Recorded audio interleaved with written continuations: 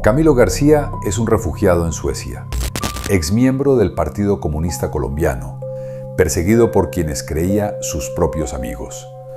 Según sus denuncias, sus copartidarios comunistas, aliados con asesinos a inicios de los 90, planearon su muerte desde un comité estalinista que se dedicaba a la persecución de personas incómodas o miembros del partido que criticaran la violencia ejercida por las FARC en el país. Camilo tenía razones para temer. Danely Salas, esposa de Jorge Enrique Botero, periodista de las FARC y del régimen chavista, fue ejecutada por el mismo comité clandestino con la aceptación de su esposo, leal a la guerrilla y a la causa que ahí defendían.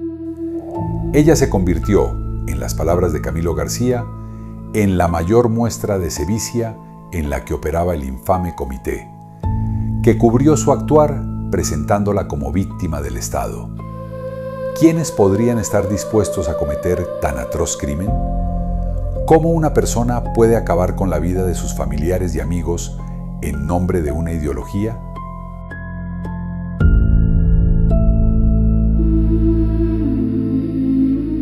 El heredero. Una herencia maldita.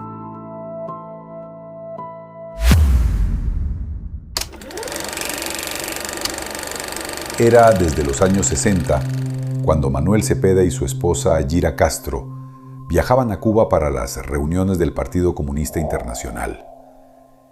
En este matrimonio, ambos eran fichas idóneas para ejecutar el nefasto plan que acabaría con la vida de más de 122,000 personas en Colombia.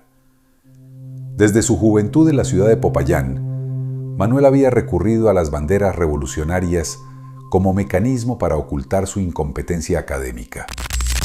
Su nombre aún no sembraba terror para los habitantes del Pacífico colombiano, pero era ahí, junto a Fidel Castro y otros infames camaradas revolucionarios, que se orquestaba la toma del continente americano mediante la terrible doctrina de todas las formas de lucha, promovida por la extinta Unión Soviética. Yira fue criada por su padre, Gustavo Castro, quien promovía la doctrina de odio y a quien la locura lo llevó sus últimos días a permanecer en un asilo para controlar sus brotes de violencia.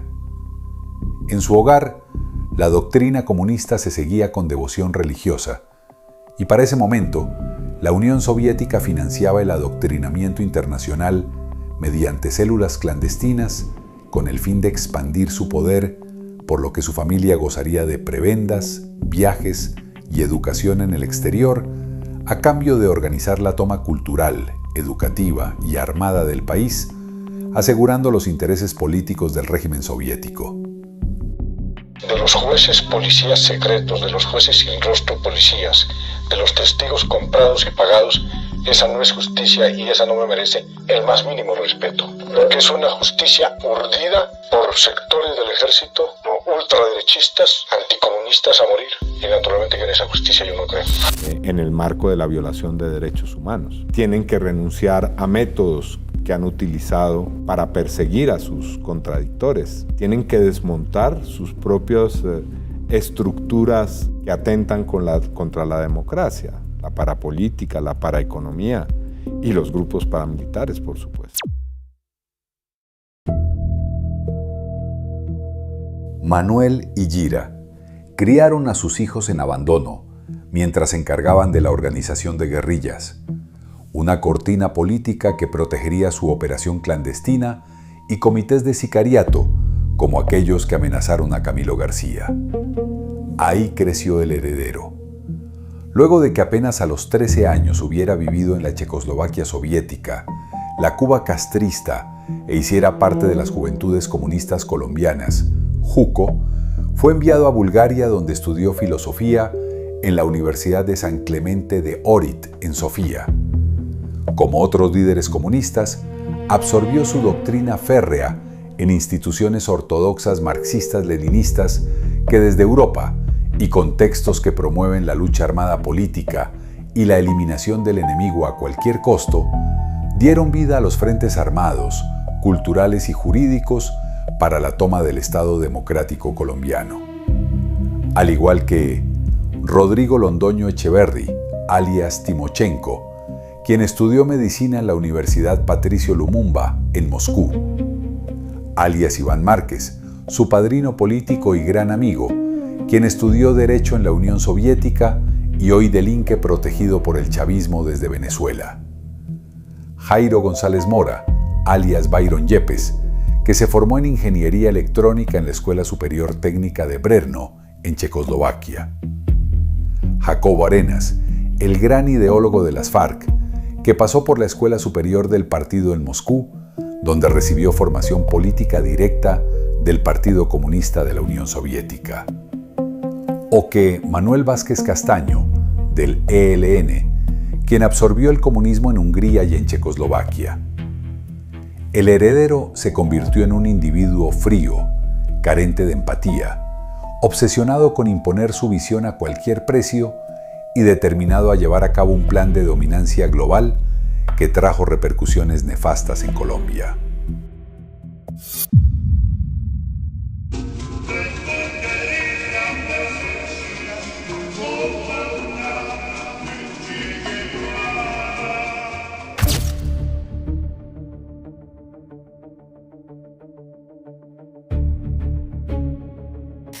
Adoctrinados, los soldados de la ideología comunista y revolucionaria se reencontraban en la infame Casa Verde, una histórica propiedad ubicada en La Uribe, Meta, donde Manuel Marulanda y el secretariado fundaron las FARC antes del mito de Marquetalia.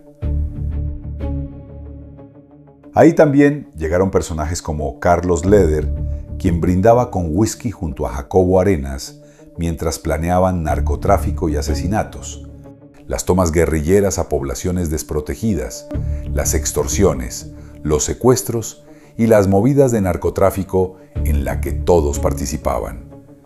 Fue ahí mismo donde algunos de los crímenes, que hoy ondean como banderas en las marchas de izquierda, fueron tejidos con sangre de sus propios camaradas, borrándolos del mapa cuando dejaban de ser convenientes para sus planes.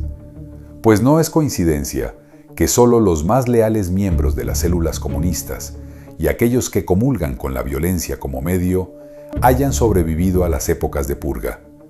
Ellos mismos se volvieron contra cualquier camarada que se desligara del actuar criminal y si eran amigos, se convertían en presas fáciles para silenciar sus críticas. Era en ese universo clandestino donde Manuel Cepeda, jefe de una célula revolucionaria que promovía la doctrina de todas las formas de lucha, era un puente clave que unía la operación política a su brazo armado conformado por las guerrillas, puente que le legaría a Iván en su regreso en 1987 y que le serviría para consolidar su ascenso. Las FARC no son ninguna dependencia del Partido Comunista, ni son ningún apéndice, es simplemente una fábula. Yo no busco, y mi anhelo no es que haya un enfrentamiento entre el pueblo colombiano. Yo busco la paz y siempre he predicado la paz y he anhelado la paz. Cuando Pablo Escobar y el M-19 decidieron incendiar el Palacio de Justicia con sus miembros aún dentro, iniciaron una guerra judicial en contra de los militares con múltiples réditos. Mientras los autores intelectuales de la barbarie evaden mediante negociaciones las condenas de sus crímenes, el Estado, atado a los conductos básicos que imponen las leyes internacionales, ha asumido la mayor carga de la culpa. Desde su llegada de Bulgaria, e incluso usando la muerte de su padre como arma contra el Estado, Iván Cepeda ha crecido como una pieza clave en la carrera de denuncias selectivas contra el país, en la que los derechos humanos se han desdibujado para consolidar la narrativa que fomenta la criminalidad. El nefasto mito de que las guerrillas nacieron por causa de un Estado opresor, la desviación de la atención para minimizar la crueldad de sus crímenes, la comunión con grupos de muerte internacionales como Hamás, la retórica de la violencia como camino válido para imponer ideas. Todas hacen parte de una máscara de impunidad construida. No es por otra razón que el sucesor del apellido bajo el que las FARC fundó el Frente, Manuel Cepeda Vargas, el mismo año que fue dado de baja, no haya señalado el nombre de su propio padre, cuando ha sido usado para bautizar una banda criminal perpetradora de actos repudiables, como la toma de Anchicayá en agosto de 1999, el carrobomba en el Palacio de Justicia de Cali en septiembre de 2008 y los múltiples ataques a las sedes de RCN y el comando de la policía en esa misma ciudad. Y por lo tanto, esto puede sonar un poco frío de mi parte. Cuando asesinaron a mi padre, yo ya sabía cómo debía actuar y qué debía decir. Mi papá había denunciado con insistencia desde el año pasado que era víctima del Partido Comunista y la Unión Patriótica de un plan que se llama Plan Golpe de Gracia, que estaba de alguna manera diseñado desde la alta cúpula militar. Por más de 60 años, Colombia ha sido víctima de las FARC. Al menos 122.000 muertos, 29.000 desaparecidos, 20.000 secuestrados y más de 18.677 niños reclutados y violentados, ha dejado como saldo su asedio contra el país. Consciente del repudio social que causa la imagen de las guerrillas y el rastro de terror sembrado a su paso, el matrimonio comunista entre narcotráfico y política clandestina ha optado por la desviación de la atención y el revisionismo histórico, que ha maquillado páginas enteras de la historia de Colombia. Dentro de la batalla mediática, Iván Cepeda sabe que la condena de esos crímenes podría significar cavar su propia tumba. No solo porque los principales cabecillas del frente Manuel Cepeda Vargas serían los sanguinarios Winnie y JJ, veteranos criminales que han probado su sevicia en actos como el secuestro a los 12 diputados del Valle del Cauca en 2002, sino también por ser miembro de comités con el poder y la experiencia para desaparecer personas incómodas, donde de primera mano se evidencia que en la red que une todas las formas de lucha no ha importado la ideología ni el compromiso a la hora de realizar ejecuciones dictadas por la sed de poder. Este es un modus operandi que han emprendido ya otras células comunistas. Así fue como pasó con la UP, que se hizo incómoda mientras sobreviviera para los que aún sostenían las armas, pero que su asesinato selectivo, aunque proviniera de fuego amigo, era una excusa para seguir avivando el asedio armado. Pero fundamentalmente Bernardo Jaramillo, un abogado que había hecho su experiencia en la zona de Urabá, que venía con un discurso renovador y muchos creímos que era la figura que iba realmente a cambiar la historia, y así hubiese sido si no se produce su asesinato. El señor Bernardo Jaramillo, por segunda vez traidor al movimiento revolucionario, cuando se fue de aquí y ahora que le hizo un daño muy grande al EPL. Bernardo Jaramillo es el compañero llamado Raúl, aquel que llamaban el dengue, que desertó del Quinto Frente llevándose 14 guerrilleros, 14 fusiles, 8,5 millones de pesos y unos papeles muy importantes de negocios que tenía el Quinto Frente. Y el Quinto Frente, al mando del compañero Nariño, estuvo durante un año persiguiéndolo, no para premiarle su actitud, sino para otra cosa, y gracias a las piernas, porque le rinde correr mucho, Nariño no pudo cumplir su tarea. Entonces, por ejemplo, los dirigentes del M-19, ¿qué? Carlos Pizarro no fue desertor de la FARC, Álvaro Fayad no fue desertor de la FARC, bueno, y otros que da un poco de dolor porque por fin a última hora tuvieron posiciones muy buenas y muy unitarias y cosas de eso.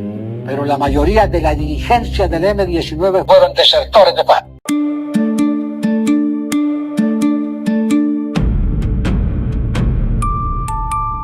Tu patria es mi patria, tu problema es mi problema.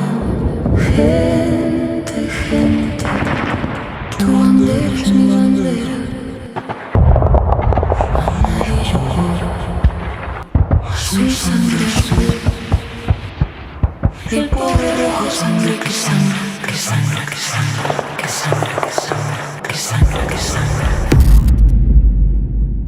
En ese caso, no había un acuerdo de desmovilización y los miembros que optaron por un camino lejos de las armas fueron eliminados uno a uno con el silencio y la complicidad de las FARC, quienes protegieron siempre la mentira que les permitiera continuar su actuar criminal, atribuyendo esas muertes al Estado antes que proteger la vida de quienes defendían su retorcida visión política. Así sucedió con García, quien redactó un artículo en contra de los métodos del brazo armado del comunismo liderado por las FARC. El heredero no es una persona que acepte la controversia, y aunque compartiera una visión política con García, dudar de los métodos sangrientos que han utilizado para hacerse del poder lo convertía en enemigo y en una persona incómoda. Así se dio el camino a su exilio. Perseguido por aquellos que promueven su represión disfrazada de política, pero cuyo actuar condenó al país entero a la violencia y a la deformación de la ética nacional, en un esquema donde las guerrillas estalinistas como las FARC y el ELN cubano y maoísta hacían parte de la estrategia bélica y armada, mientras Cepeda operaba la estrategia pública para lavar las aberraciones de sus camaradas y preparar el terreno para la toma del país. Cuando el 4 de febrero de 2008 se organizó la marcha más grande que ha visto Colombia en contra del accionar de las FARC, 5 millones de colombianos dijeron no al secuestro perpetrado por el grupo criminal. No hubo violencia en las calles, ni civiles o policías heridos, ni comercios destruidos. Era el grito silencioso de un país hastiado de la narcoguerrilla y un duro golpe a su imagen pública. Ellos lo sabían, y Cepeda, como miembro del brazo político y jurídico de aquella organización, tenía la tarea de minimizar el golpe. Asesinado con misil, Raúl Reyes en territorio ecuatoriano. La prensa de la oligarquía lo recoge de otra manera. La oligarquía colombiana dice que fue un combate. No fue ningún combate. Fue un cobarde asesinato. Un cobarde asesinato de este comandante revolucionario que fue Raúl Reyes. Acusándolo de ser, narcotraficante, de ser el jefe de una poderosa red de narcotraficantes, acusándolo de delitos, incluso de violación de niñas. En marzo de 2008, cuando cayó abatido Raúl Reyes en un campo cocalero en la frontera con Ecuador, fueron incautados sus computadores con pruebas de la estrategia mediática con la que ha operado las FARC por décadas.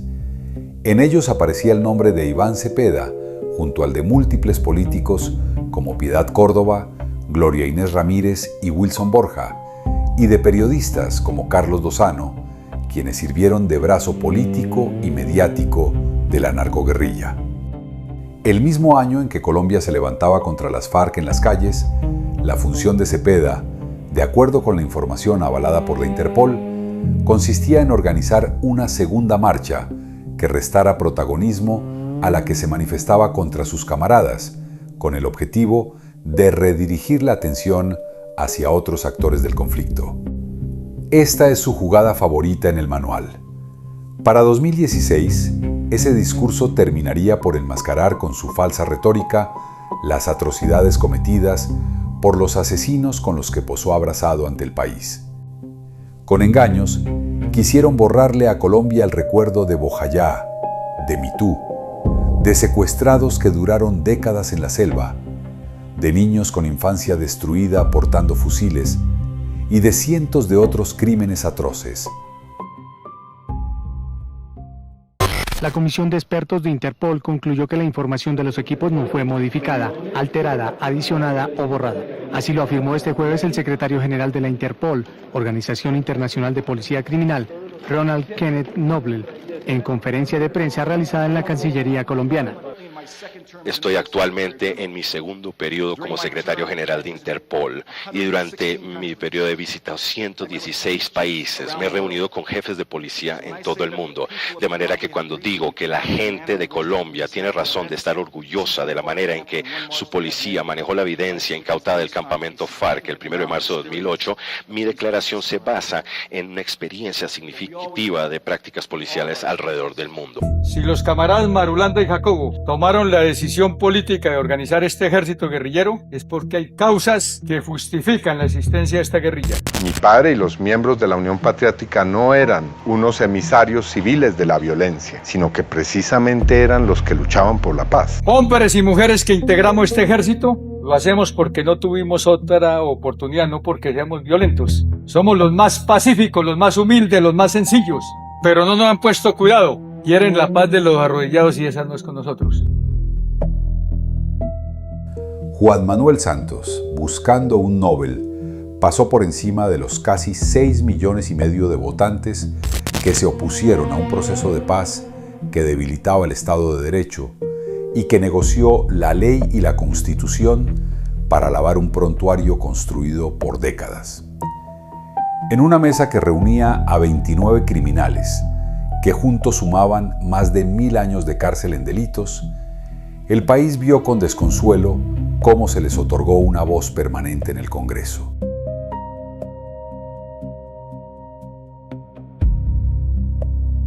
¿Cómo nadie logró detenerlo? ¿Cómo se hizo tan grande esa cortina? En la lucha del comunismo por derrotar a la democracia, este sería el arma que le daría la victoria en 2022 con la toma del poder por medio de la violencia de una coalición del M-19, las FARC, el ELN y la corrupción política organizada de Colombia en cabeza de Gustavo Petro, otro militante de la doctrina de someter al Estado y a la democracia usando el salvajismo de los grupos criminales. Es cuanto menos triste ver que la unión de todas las formas de lucha hoy rinda frutos electorales luego de tanta sangre que se ha derramado en el país. El aparato jurídico montado por Iván Cepeda y la violencia alimentada por la coca les ha permitido pisotear la Constitución y poco a poco ir borrando la memoria colectiva. Apoyados en la Constitución y en la ley que juré cumplir como presidente de Colombia, y con la confianza irrestricta en la capacidad de reconciliación de los colombianos, he tomado esta noche la decisión de ordenar el despeje por parte de la fuerza pública en los municipios de La Uribe, Mesetas, Macarena, Vistahermosa del departamento del Meta y de San Vicente del Caguán en el departamento del Caquetá. Los procesos de paz han sido el ingrediente fundamental de la lucha por una transformación histórica en Colombia y han ganado incluso hasta la posibilidad de convertirse en gobierno, como ha ocurrido después del 2022 con el gobierno que preside Gustavo Petro. También hay otras mesas de diálogo y otros procesos de paz, por ejemplo de paz urbana, y que constituyen una apuesta muy importante.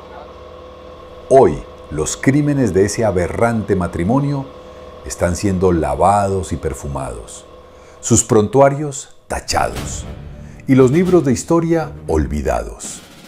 Todo materializado mediante la retórica de la falsa paz que llegó a Colombia, firmada en la cúspide de la pesadilla comunista en América Latina, La Habana. Año tras año, los autores de brutales crímenes son obviados de responsabilidad por grupos y colectivos de abogados financiados para defender un artificial victimismo que contribuya a exaltar a la insurgencia, mientras elimina todo aquello que incomode su retórica. La búsqueda por el control total de Colombia, financiada por el fácil y abundante dinero del narcotráfico, se consolidó como el santo grial de la izquierda criminal. De ahí que los intereses de oscuros personajes como el heredero tengan como tarea custodiar la mina de oro que le sigue permitiendo su agresiva expansión en la región, corrompiendo y pudriendo todo a su paso para sentar las bases de un régimen atroz que imponga la miseria y la muerte entre las naciones, mientras su casta criminal se posiciona en la cúspide de la pirámide del poder.